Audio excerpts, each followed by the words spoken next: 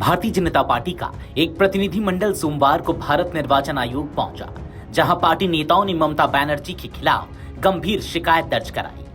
प्रतिनिधिमंडल में केंद्रीय मंत्री किरण रिजिजू, पीयूष गोयल और सुकांत मजूमदार समेत कई वरिष्ठ नेता शामिल थे। दिल्ली में चुनाव आयोग के अधिकारियों से मुलाकात के बाद मीडिया से बातचीत करते हुए किरण रिजिजू ने पश्चिम बंगाल की सत्ताधारी पार्टी तृणमूल कांग्रेस पर गंभीर आरोप लगाए।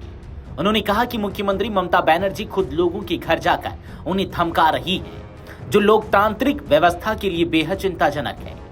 रिजिजू ने कहा, हमारी हर बात को चुनाव आयोग ने ध्यान से सुना है।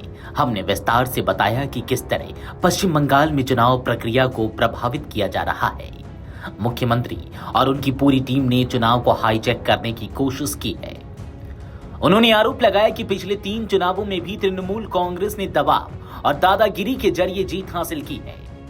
भाजपा नेताओं ने चुनाव आयोग से मांग की कि पश्चिम बंगाल में स्वतंत्र और निष्पक्ष चुनाव सुनिश्चित किए जाएं। उन्होंने कहा कि लोकतंत्र में मतदान हर नागरिक का अधिकार है और इसे किसी भी कीमत पर छीना नहीं जा सकता।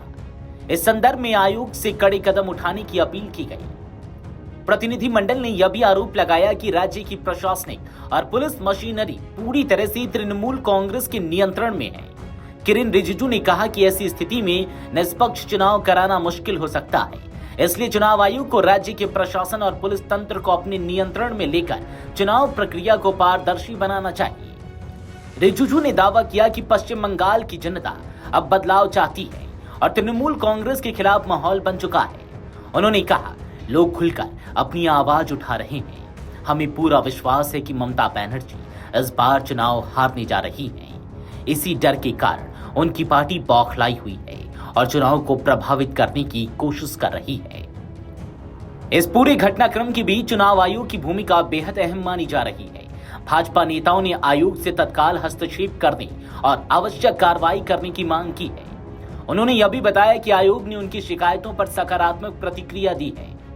केंद्रीय मंत्री ने कहा, चुनाव आयोग ने हमें आश्वासन दिया है कि स्वतंत्र और निष्पक्ष चुनाव सुनिश्चित करने के लिए जो भी जरूरी कदम होंगे वे उठाए जाएंगे। यह बयान ऐसे समय आया है जब पश्चिम बंगाल में आगामी चुनाव को लेकर राजनीतिक माहौल लगातार गर्म होता जा रहा है। जानकारों का मानना है कि इस तरह की शिकायतें चुनावी माहौल को और अधिक संवेदनशील बना सकती है।